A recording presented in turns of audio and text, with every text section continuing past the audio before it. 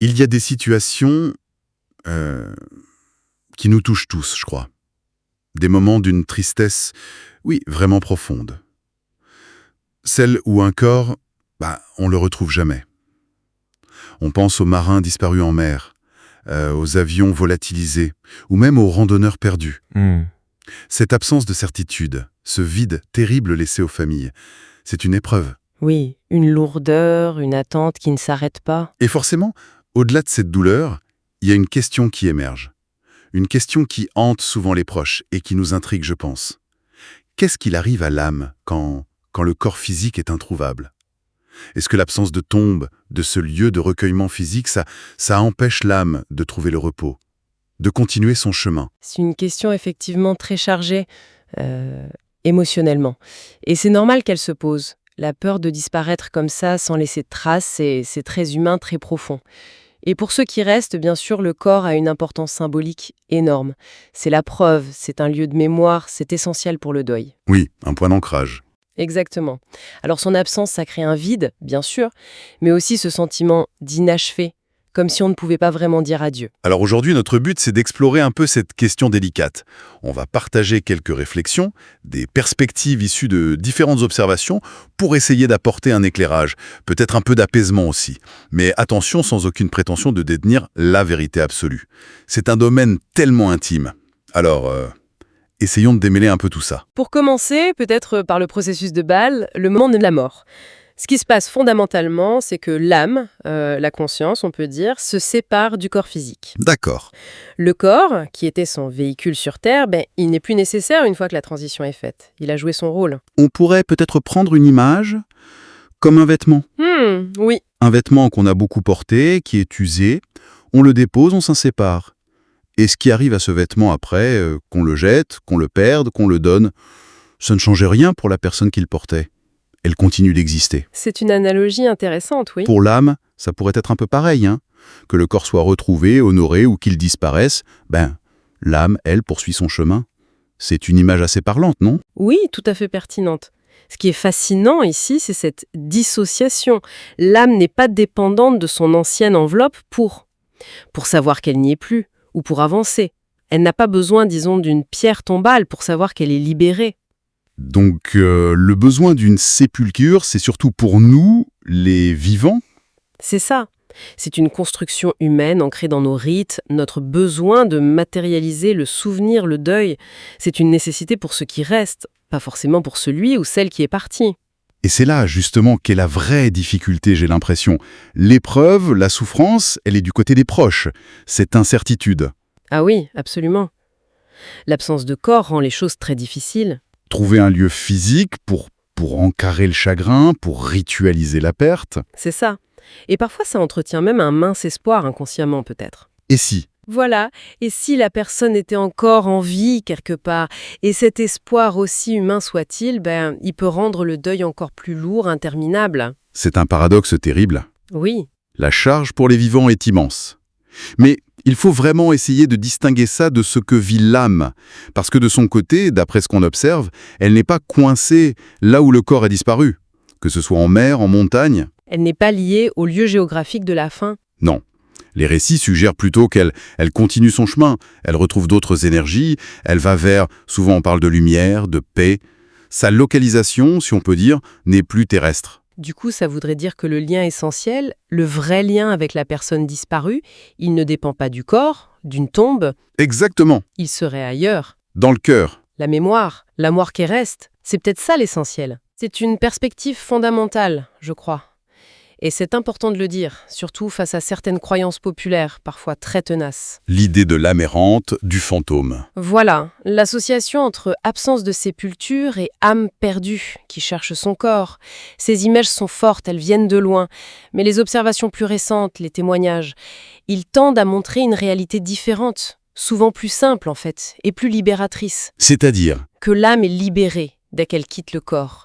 Et ce qui arrive ensuite à cette enveloppe matérielle, qu'elle se désintègre, qu'elle brûle, qu'elle soit perdue, ça n'affecterait pas l'état de l'âme, ni sa progression. L'âme ne souffrirait pas du devenir de sa dépouille. C'est ce qui semble ressortir. Ce n'était qu'un véhicule temporel, après tout. C'est une vision qui peut apaiser, c'est vrai.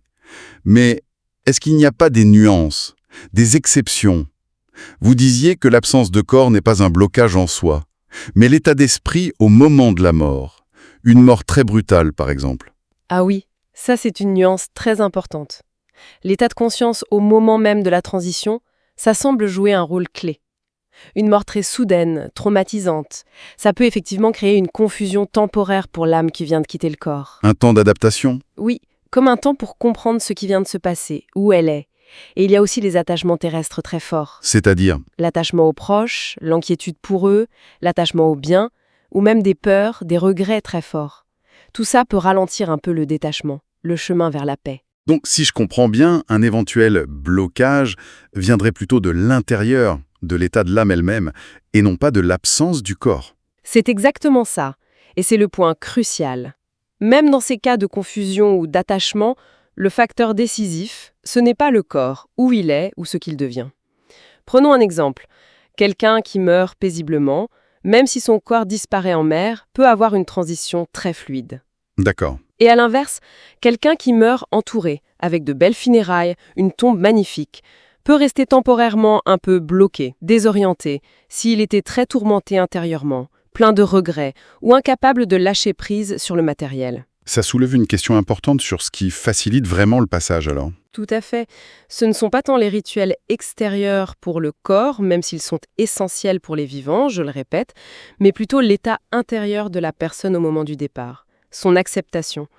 Il y a aussi un cas particulier qui est parfois mentionné, celui des meurtres où le corps est caché. Oui. On observe parfois que l'âme de la victime semble souhaiter que le corps soit retrouvé. Mais souvent l'interprétation est que ce n'est pas pour elle-même, pour son passage, mais pour les vivants. Pour la vérité, la justice. Oui, pour que la vérité soit faite, pour la justice et pour soulager l'angoisse des proches.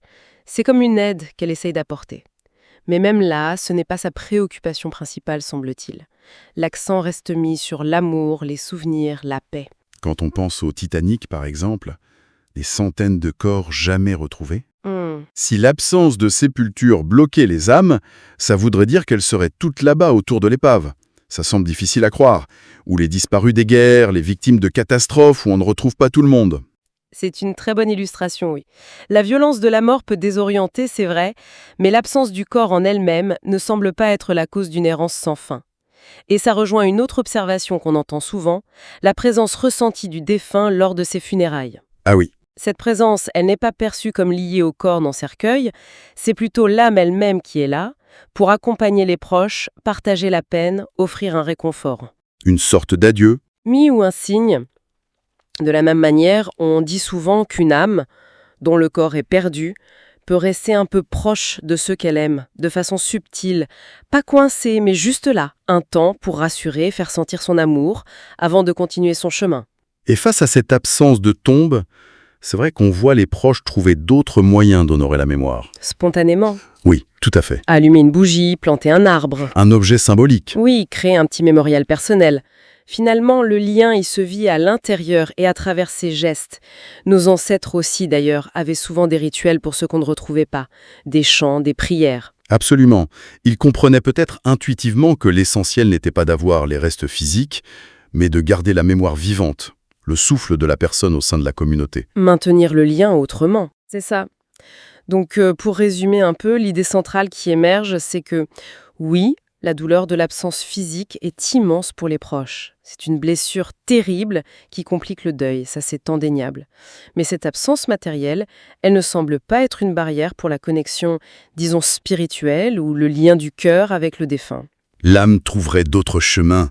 Des chemins plus subtils, oui, ceux du cœur, de la pensée, pour rejoindre ceux qu'elle aime, faire sentir sa présence différemment. L'amour, au fond, n'est pas limité par un lieu physique. Et les récits qu'on entend tendent vraiment à décrire des âmes qui trouvent la paix, la lumière, même dans ces circonstances. Et pour finir, peut-être une petite réflexion à emporter. Si ce lien essentiel, ce lien d'amour, de mémoire, n'est pas fondamentalement dépendant du corps physique, d'une tombe, alors comment est-ce que ça pourrait, peut-être, transformer notre propre rapport au souvenir, au deuil, à la présence de ceux qui ne sont plus là physiquement, qu'on ait un lieu où aller se recueillir ou pas? Ça ouvre peut-être une porte vers une compréhension différente, plus immatérielle, de nos liens profonds. Une question ouverte, voilà, pour continuer à y penser.